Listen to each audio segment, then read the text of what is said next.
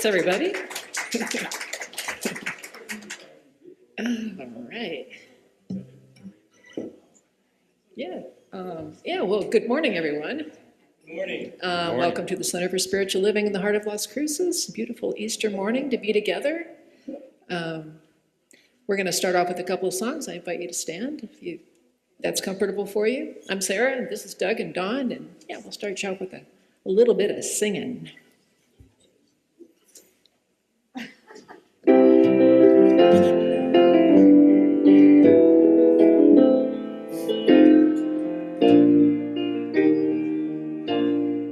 Morning has broken like the first morning. Blackbird has spoken like the first word. Praise for the singing, praise for the morning, praise for the springing, fresh from the bird.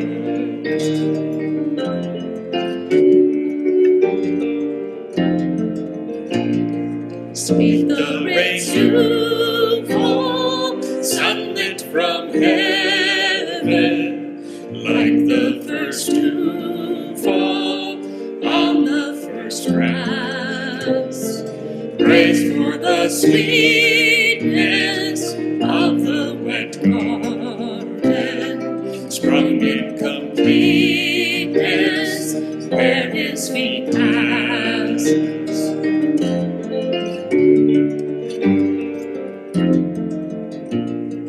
Mine is the sunlight, mine is the morning, born of the one light, Eden saw play.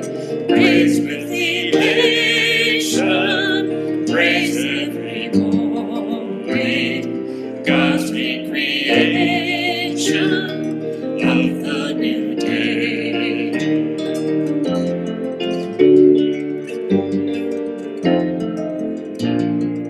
Morning has broken like the first morning. Blackbird has spoken like the first bird. Praise for the singing, praise for the morning, praise for the springing, fresh from the world.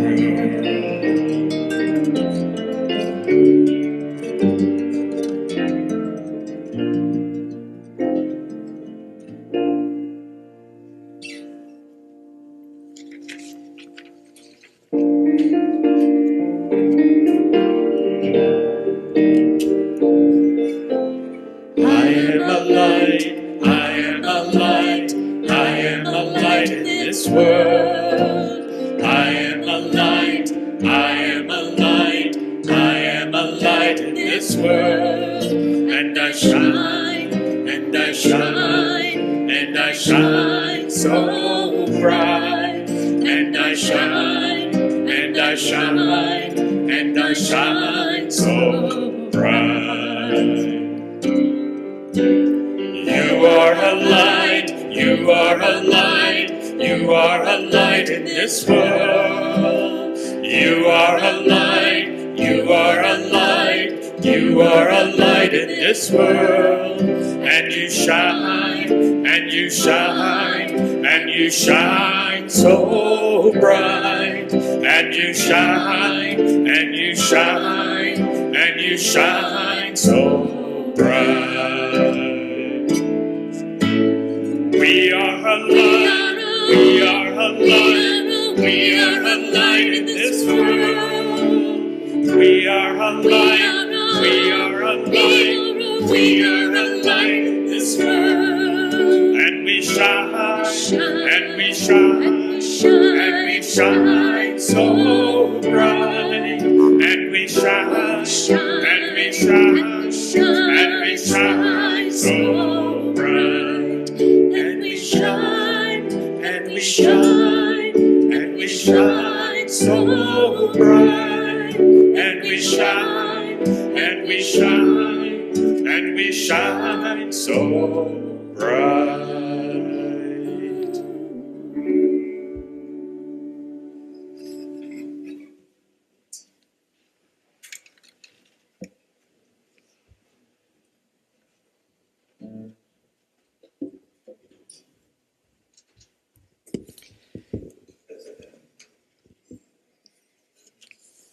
Well, good morning, good morning, good morning. As I said in my meditation, I like saying good morning 3 times. It just gets me going. Well, thank you so much.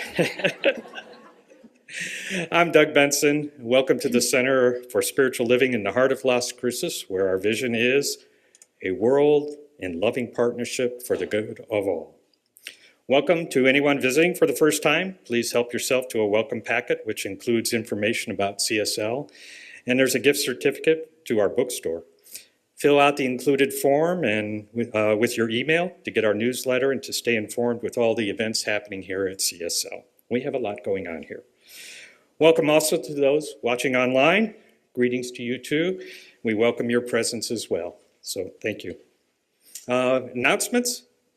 The treasure sale will be this Thursday, or will be April 26th. We are in need of donations, are accepting them through this Thursday, April 24th. Pricing and setting up is on Friday, April 25th, and we can always use help during the sale on Saturday, April 26th. Taylor Edmondson's celebration of life is May 3rd on her birthday here at CSL at 2 p.m. Mark your calendars for the following events on Thursday, May 8th from 1:30 p.m. to 3 p.m.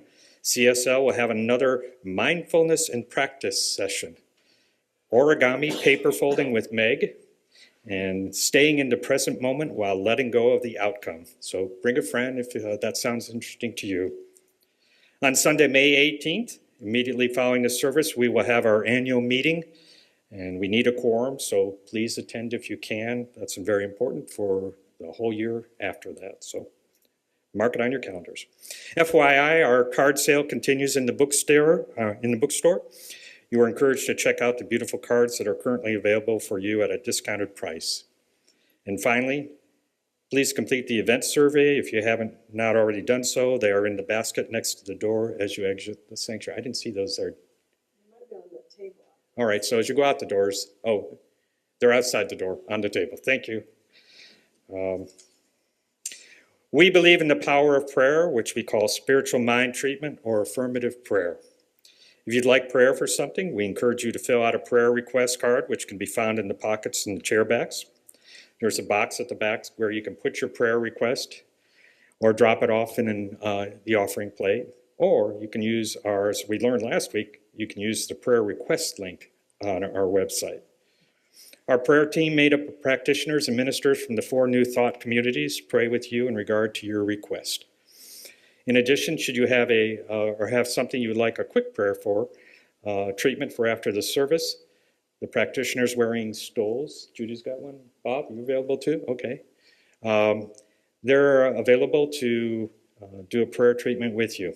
And also remember to fill out a gratitude card for what you're grateful for. I believe it's a door to blessing when you share those gratitudes.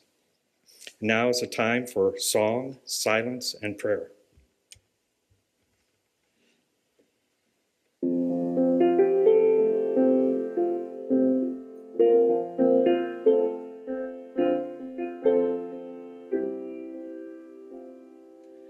Oh, my cup is full, my joy overflows.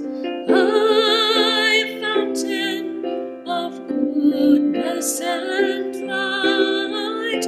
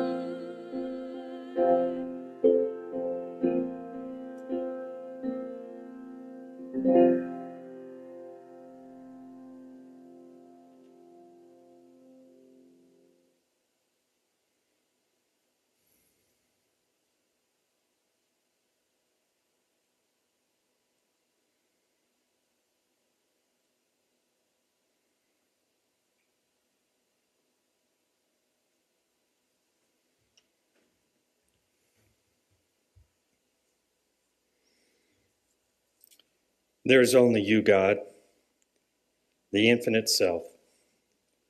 It is in you, in the presence of universal spirit, that we know completion of the personal self. We are reminded this day that there are no problems in you. There is no disintegration of principle. There is no loss, mistakes, or missed opportunities in you. Love is all there is, and its integration in everything has the supremacy in everything, including over death. We remember that in you, every valley is filled in, every mountain and hill made low. The crooked roads are straight, the rough ways smooth. Our hope in you is not that of incompletion, but that of total surrender to an ever-expanding awareness of who we are in you as the one infinite self, whole and complete, nothing missing, nothing broken, who joys in celebrating life in us and through us, and did abundantly. And so it is. The first part of today's reading is from Ernest Holmes, The Art of Life. If you will take time daily to sense the presence of life within you, to believe in it, to accept it, it will not be long before the life which you have known will gradually disappear and something new will be born. A bigger, better, and more perfect you. You will pass from death into life, from lack and want into greater freedom, from fear into faith. From a sense of being alone, you will pass into realization of oneness with everything, and you will rejoice in this oneness. The second part of today's reading is from Wendell Berry. Sowing the seed, my hand is one with the earth. Wanting the seed to grow, my mind is one with the light. Hoeing the crop, my hands are one with the rain. Having cared for the plants, my mind is one with the air. Hungry and trusting, my mind is one with the earth. Eating the fruit, my body is one with the earth. And so it is.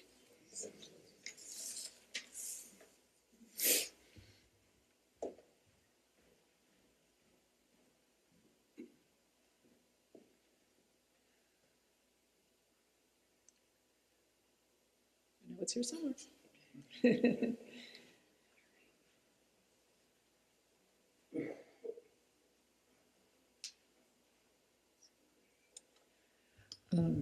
Since it's Easter, Resurrection Day, I wanted to acknowledge Jesus, who's been an important teacher in my life. And so I chose this song. This is Jesu Joy of Man's Desiring by Johann Sebastian Bach. This is George Winston's version, which he titles just simply Joy.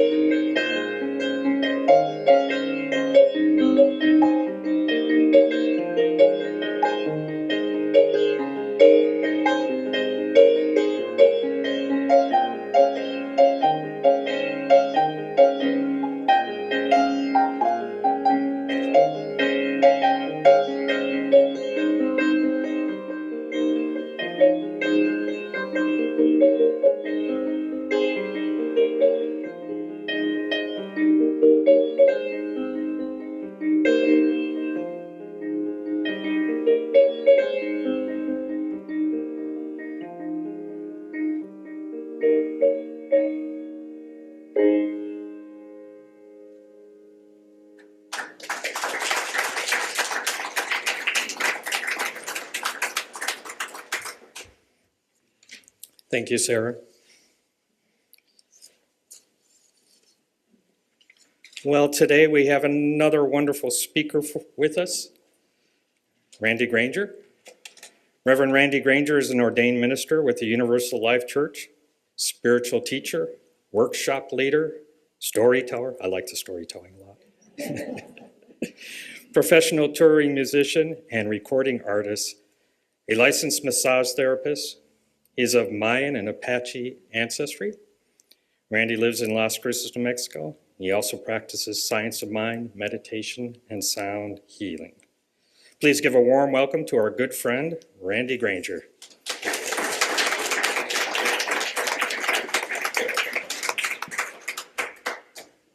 Thank you, Douglas. I'll tell a good story today. I hope. And thank you, Sarah. That's one of my favorite songs from George Winston's album, December. Listen to that all the time. Happy 420. Happy April 20th. Happy, what? Easter. It's a good day. It's spring, and we're happy to be here. I'm happy there's so many of you. Today I'm going to be talking about the cosmic egg, and it's a really interesting journey I'm going to take you on. And you know, eggs are so costly right now that we decided to get some chickens, and we got rubber chickens. Well, this morning I brought one of their eggs, and Edie, if you wouldn't mind passing it around. Yeah, I just passed the whole box. It's fine. Yeah. Bonnie's, I touched it. So this is an egg. This is an actual egg. You're welcome to pick it up and take it out of the box. Just squeeze it gently, unlike some people. What? No, it just exploded on her.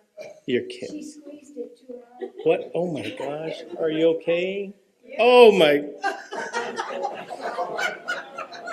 Anybody have any paper towels? I'm sorry, Judy. It's a yolk now. Maybe it'll be a chicken.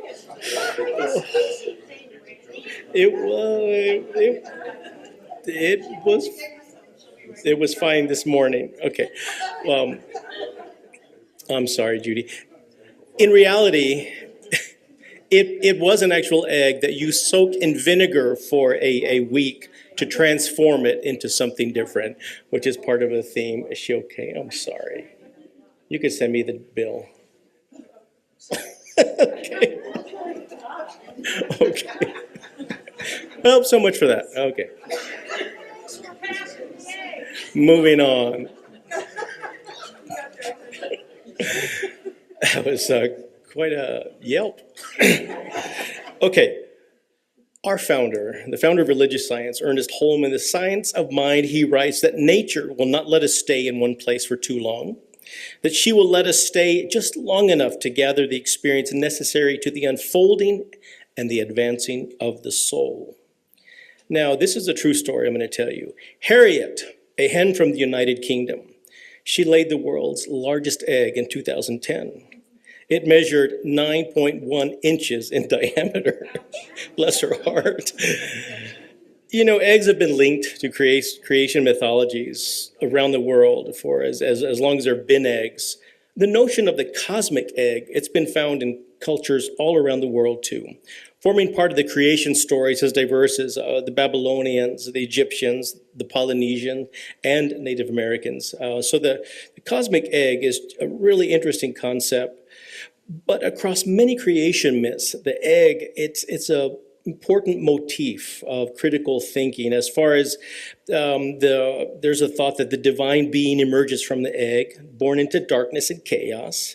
This creator, once released from the egg, goes on to create the universe. In the Finnish tradition, the creation myth suggests that the creation was started by the fragments of an egg. A duck laid 6 eggs on the knee of the god of the primordial sea goddess. And these 6 eggs fell into the sea and broke, creating the sun and the stars and the skies and the lands. In fact, the custom of dyeing eggs, it's a nod to the mythological phoenix bird, the ability to resurrect itself. You know that Christians used to dye eggs red, and the reason was to symbolize the blood of Christ and not necessarily the color of spring and abundance. I've seen some beautiful eggs that have been worked with wax and from Slovenia. But the cosmic egg, it's also a rich metaphor across, the world traditions, and it symbolizes the foundation of the universe, and it encompasses, it's linked to the cosmic events and the metaphysical ideas that we study. It also represents themes among the Cherokee people, the creation and the birth of the world, unity and balance in nature, and the cyclical nature of life and death. So Bob, if you would bring up that graphic, please. We can see it. Yeah. So this is the cosmic egg. This is the idea of the three domes, and it's really fascinating. It's a great way to demonstrate growth and to demonstrate spirituality as well. Just as the body needs food and nourishment, well, the spirit also needs stories, like Doug mentioned. Stories they can communicate in a way that we can really absorb and ponder and understand. The function of mythologies and religion and even family lore is to help us situate ourselves inside the meaningful universe. Now, this being Easter or Ostara, however you want to celebrate it, I do want to talk about the cosmic egg of meaning. This was an idea that first was presented by Joseph Chilton Pearce, and he wrote about it quite a bit. It's a metaphor of three overlapping domes. The first dome is the smallest dome of meaning. And in this dome, we could call it the yolk of the egg. We can call it my story, where we profoundly proclaim, this is me. No people in history have been able to talk about it the way that we have the language and the freedom to talk about our personal story. And it's the language of talk shows sometimes and blogs and especially all social media. Let me tell you an experiment. I'm on social media because I need to be as an entertainer, but I have found the best way to get as many, like hundreds and hundreds of people commenting is to ask a question about them. And people will talk about themselves. We love talking about ourselves. So this my story is really, it's an important way that we express ourselves, that we define ourselves too. So we talk about my individual journey, my identity, my individual woundings, what I've gone through by the reason of living in this culture, this religion, with these parents, this family, and this century. It's the same story that we've been telling about ourselves since we could learn to tell stories about ourselves. Now, this language does help. It answers a lot of questions, so it's understandable that we do like to talk about ourselves and my story quite so much. The trouble is that it can be so rich sometimes that it can substitute for spiritual growth, and it can, in some ways, blind us to other people's stories because it's not part of my story. What happens is when my story becomes the story, the bigger story that we're going to talk about, the outer part of the egg. Have you ever watched babies? When they first, they're so flexible and they're making all this noise. They're discovering their bodies. They're discovering their voices and their screams and their crying. And then they start to grab the ends of their body. I don't know how they do it. They put their feet above their head and just grab their little toes, And people start saying, that's your toe. That's your finger. That's your hair. Okay, that's my hair. And pretty soon that we've gone from, people telling us that's my toe, that's your, to saying my toe, my finger, my hair, my crib, my scream, my body, my crib, my crayons, my country, my car, it goes on and on and on. So we develop our story. Most of us, research has shown that most people keep their story until their 30s, actually, which is amazing. Because it's only then we start to realize that we can change the story that we tell about ourselves. So in some way, that first dome or that yolk, well, it's our spiritual infancy where we accept what we're born into, what we're acculturated into. We follow the traditions and rituals and language and we're content, but we're only expanding to the limits of that particular dome. So that's what the first dome of the three domes of the cosmic egg is about. Now, as you can probably guess, there's a second and larger dome of meaning that encloses the first. It becomes our story, where we declare, this is us. This is where most people in human history have lived their lives. identifying completely, say with their group, their ethnicity, their tribe, their gender, their religion, their social status, their occupation. My story and our story are both parts of the same narrative.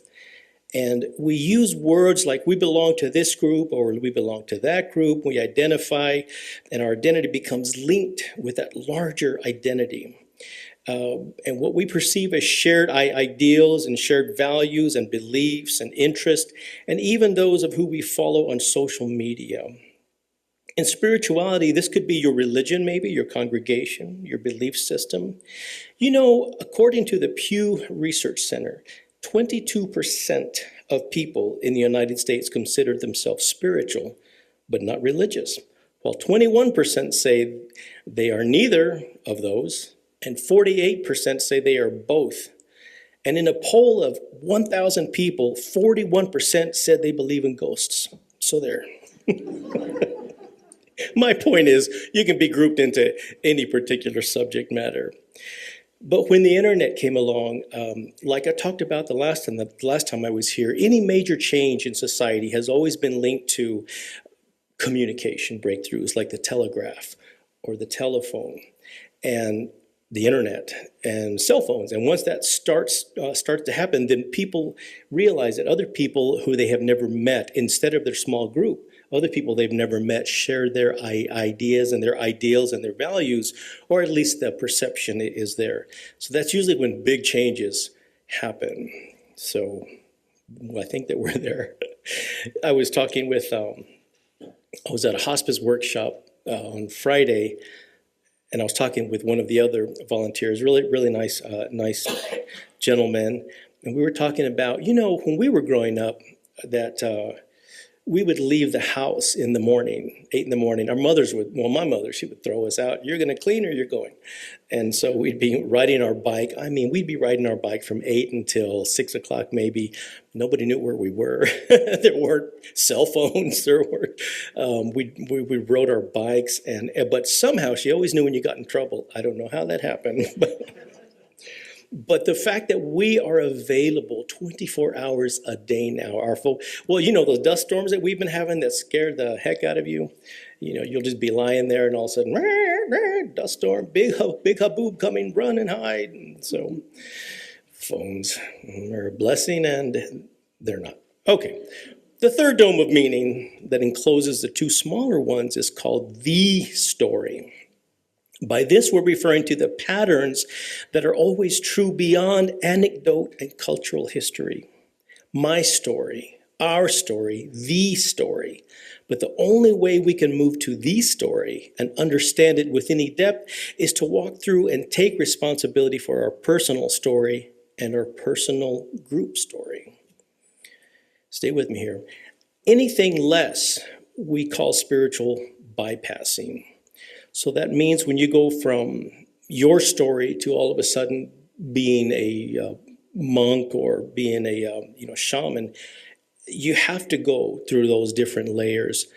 Otherwise, it's a spiritual bypassing that doesn't have as much substance, unfortunately, like the egg that exploded in Judy's lap.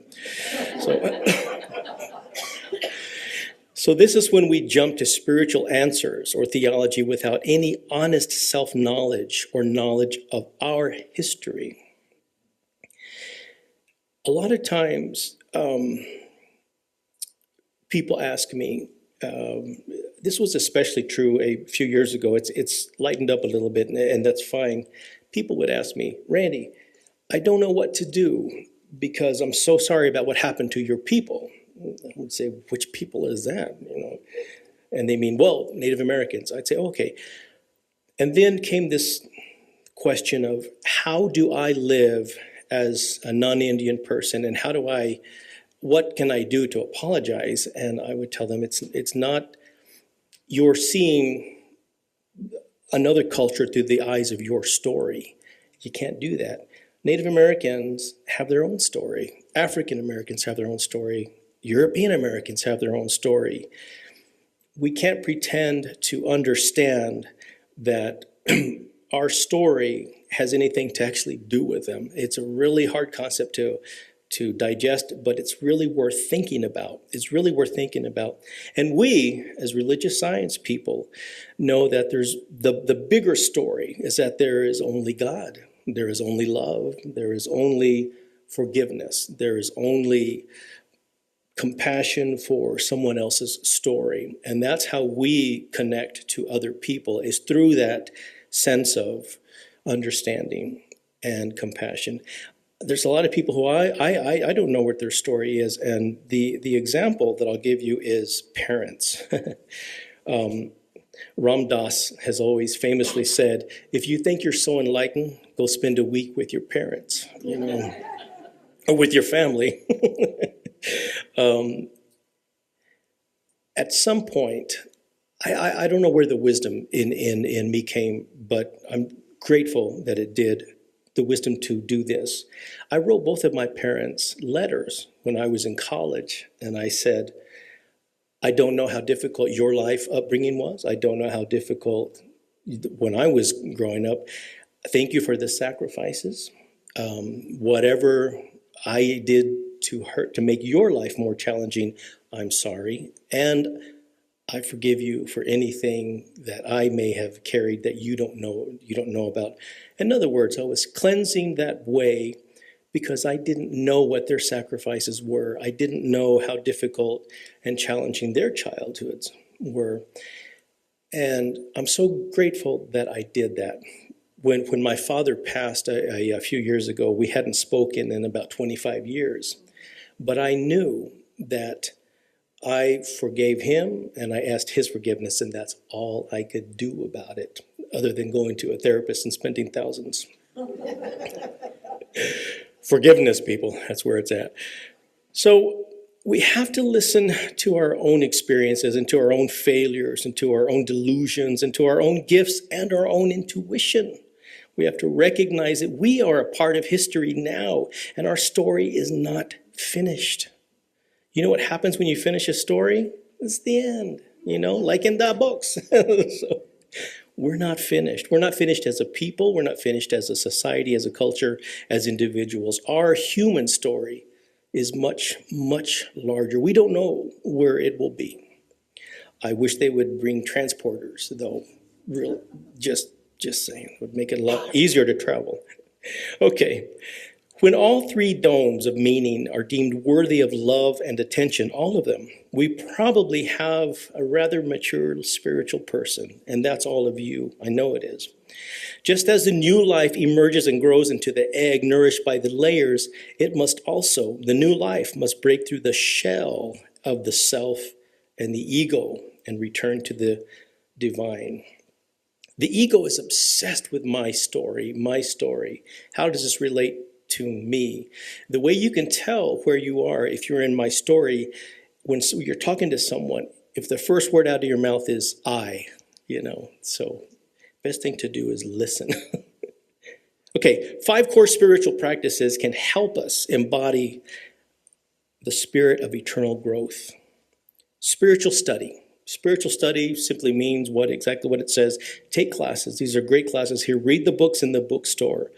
Watch people who you like online. We put all of our sermons up on the YouTube channel. Thank you, Bob, for all that work and for all that recording. And the next is affirmative prayer. If you don't know what affirmative prayer is, it's simply the idea that thoughts that are held in mind produce after their kind. Or what we think about, we bring about. Meditation. Meditation is simply being silent and noticing your own thoughts. Selfless service, expecting nothing in return or any recognition for your service. And the law of spiritual circulation is the 5th practice. Keeping your whole mind and thought and expectation open to new experiences, to happier events, to a more complete self-expression. Spiritual circulation. Practice returning over and over and again to the center of calm. Practice training our imagination to think beyond what's happening right now. We're taught in religious science to look beyond the situation at hand and return to the truth of the matter, the truth of our beings. You know that we say before every treatment, we say this sentence, there is only one life. That life is God's life. That life is perfect. That life is my life now. Those are not empty, meaningless words or talk. It's a declaration. So start with that. I'm going to end with this really neat story about the reluctant oak tree. Once upon a time, there was a giant oak tree in the middle of the city park. His branches stretched out generously on every side so that the tree was a welcome haven for all the creatures. Birds and squirrels nested high up in the forks of the branches. And one morning, a small acorn fell, and its hard, leathery shell fell from the tree and plopped into the carpet of grass beneath. It was a pretty little acorn. Luckily, the jays and the pigeons and the squirrels did not notice it.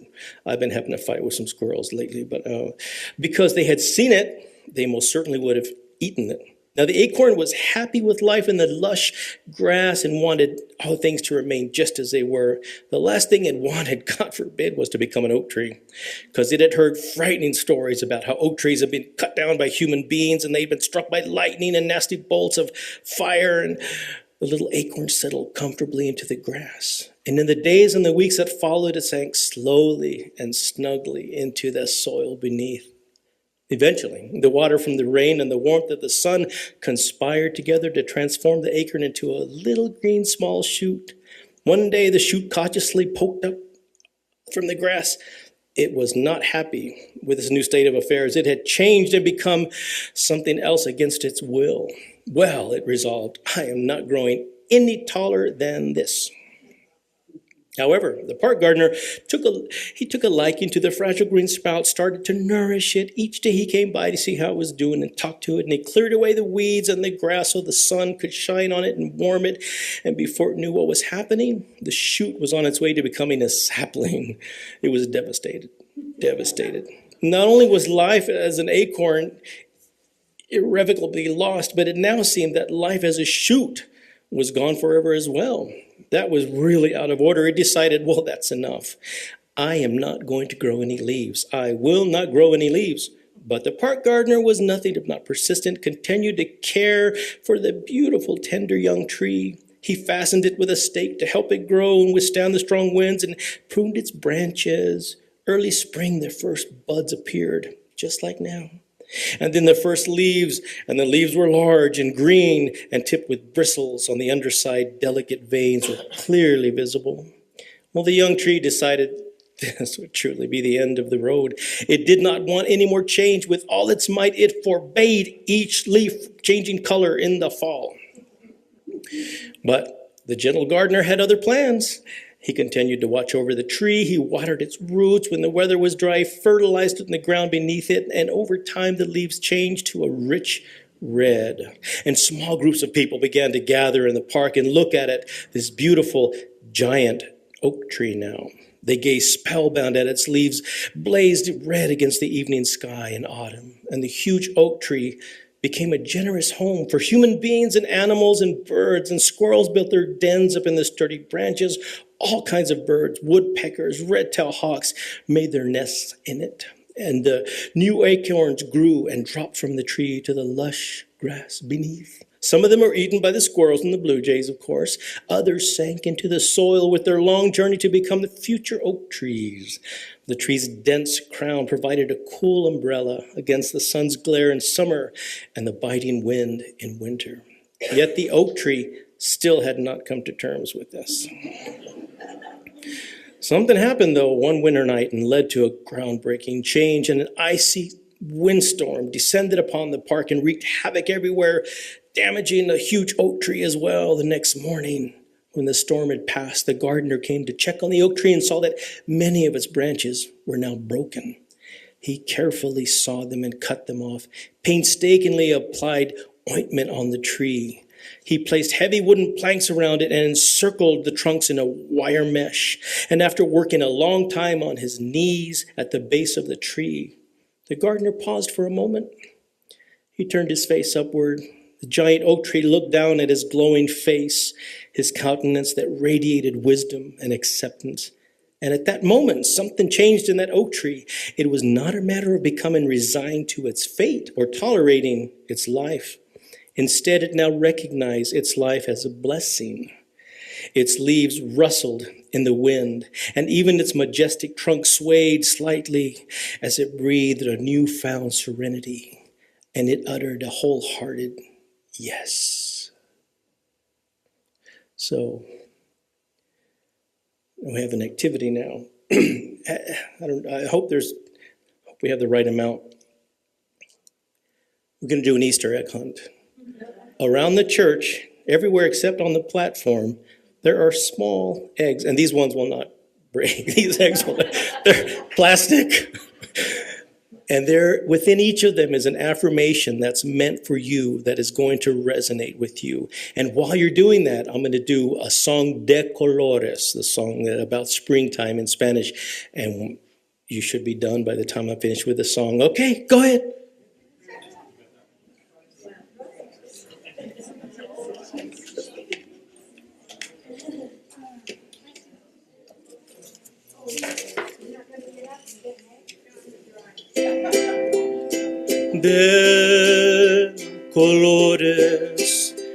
De colores se visten los campos en la primavera.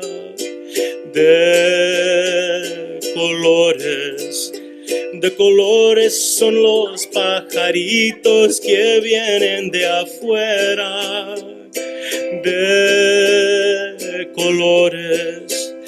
De colores es el arco iris que vemos lucir. Y por eso los grandes amores de muchos colores me gustan a mí. Y por eso los grandes amores de muchos colores me gustan a mí. Canta el gallo. I can see some from here. Canta el gallo con el kiri, kiri, kiri, kiri, kiri.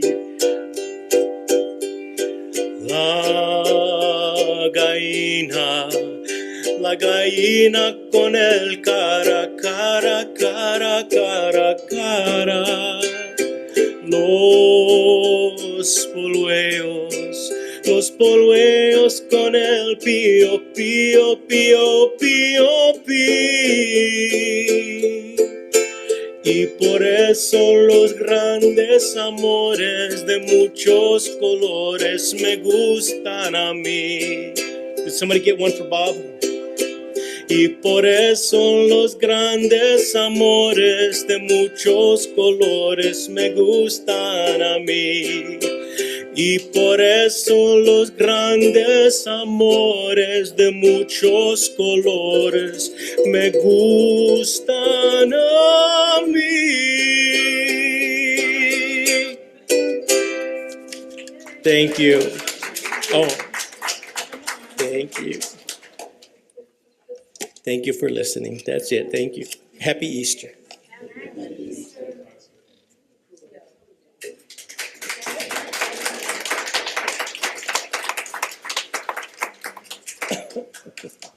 Did you get it? I did, thank you.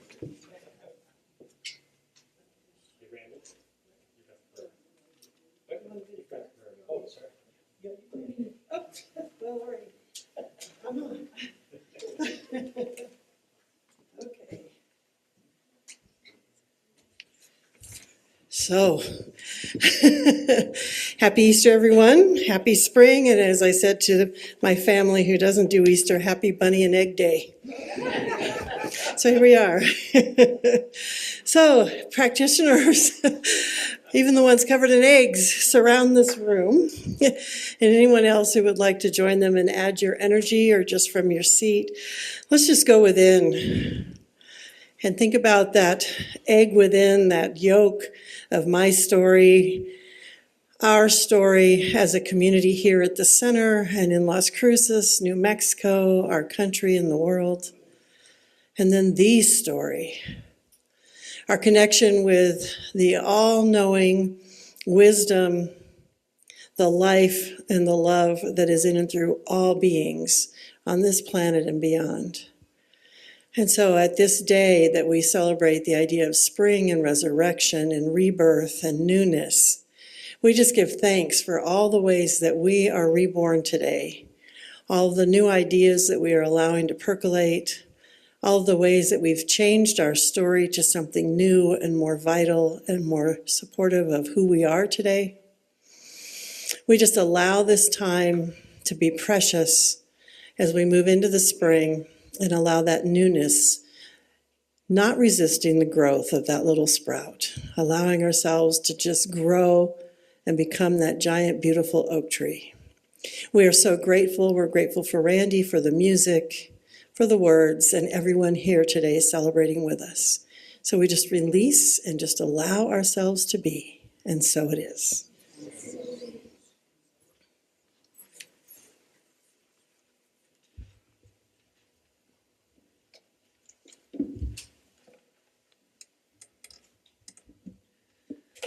This is one of our favorite songs, There Is Only Love by Michael Gott and Karen Drucker.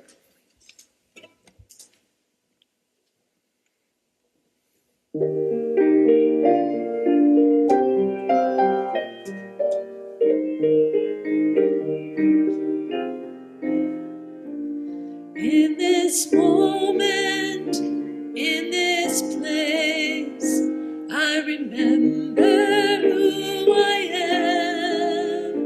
Letting fear and worry fall away from me. I open my eyes and see there is only love. There is only love. Love that heals, love that sets me free. There is only love.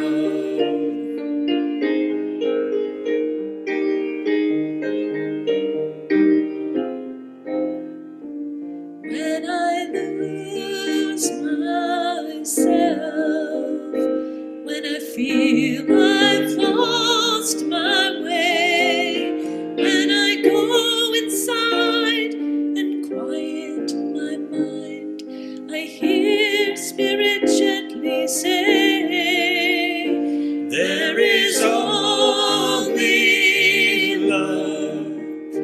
There is only love. Love that heals, love that sets me free. There is only love. There is only love. There is only love. Love that heals, love that sets me free. There is only love. There is only love. There is only love. Love that heals, love that sets me free. There is only love. Oh, love that heals, love that sets me free. There is only love.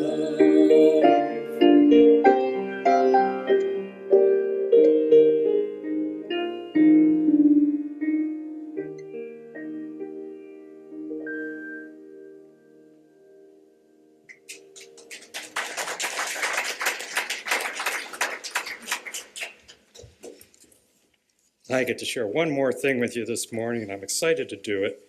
Let me just find it. Now is the time we consider giving back to the center. 10% of everything that comes to the center is sown as an offering into our community.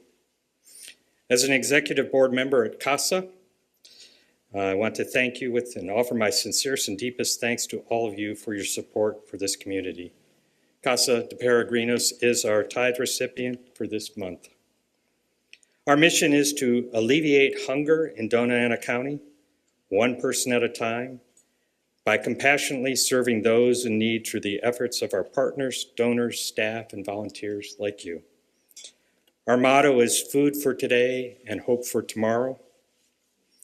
In 2024, we served over 37,000 clients, and we distributed over 5 million pounds of food. Again, thank you for your service and your generosity. And so now let's bless our offering as we say our blessing together. Divine love through me blesses and multiplies all that I have, all that I give, and all that I receive. Thank you, God, in me. And remember, as the plate comes by, just bless it.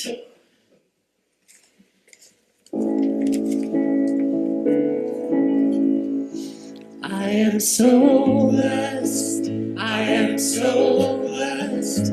I am so grateful for all that I have. I am so blessed. I am so blessed. I am so grateful. I am so blessed. I am so blessed. I am so blessed.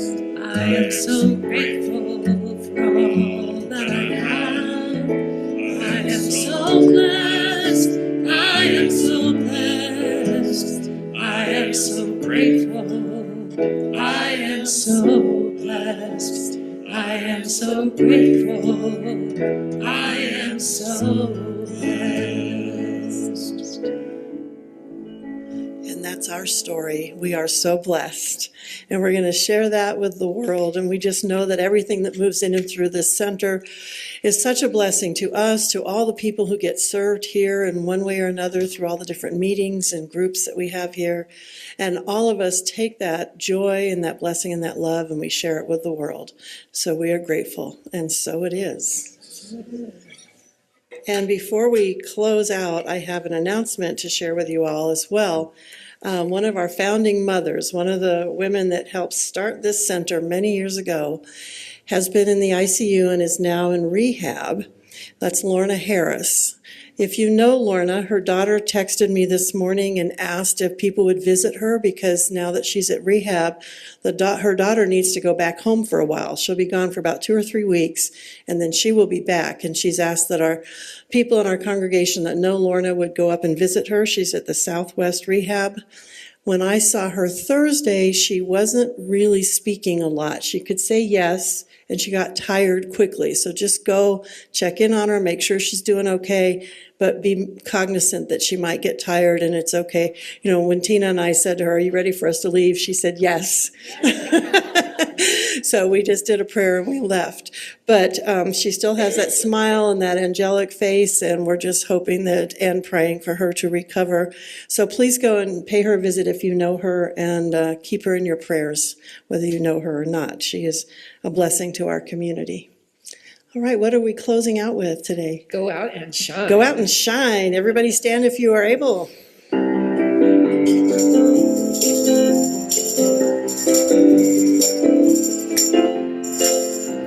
out and shine your light. You know the time is right. You gotta go out and shine your light. Go out and shine. Go out and shine. Oh, go out and shine your light. You know the time is right. You gotta go out and shine your light. Go out and shine. Go out and shine. Step out and take a chance. Walk the talk, join the dance. Relax, enjoy the ride. Let kindness be your guide. You gotta go out and shine your light. You know the time is right. You gotta go out and shine your light. Go out and shine. Go out and shine. One voice, one hand, one heart. Wanna change, make a start.